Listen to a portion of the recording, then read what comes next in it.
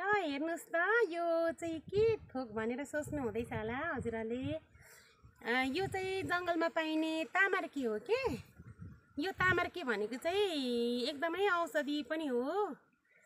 यसको चाहिँ यतातिरबाट चाहिँ अब मुन्टा पलाएर जान्छ। यो एकदमै झ्याकिन्छ लहरिन्छ अनि यसको मुन्टालाई चाहिँ सब्जी खानु सकिन्छ अनि तितो हुन्छ। यो एकदमै विभिन्न रोगको औषधि। अनि यसलाई चाहिँ काटेर भित्र हेर्यो भने पहेँलो हुन्छ। अनि त्यो पहेँलो त्यो पनि औषधिमै काम लाग्छ। यो एकदमै दुर्लभ भइसकेको छ। यसलाई चाहिँ मैले घरमा ल्याएर रोप्नु भनेर चाहिँ ल्याएको छु।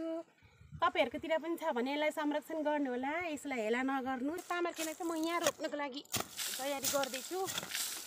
यसलाई यसो गरेर रोप्नुपर्छ कि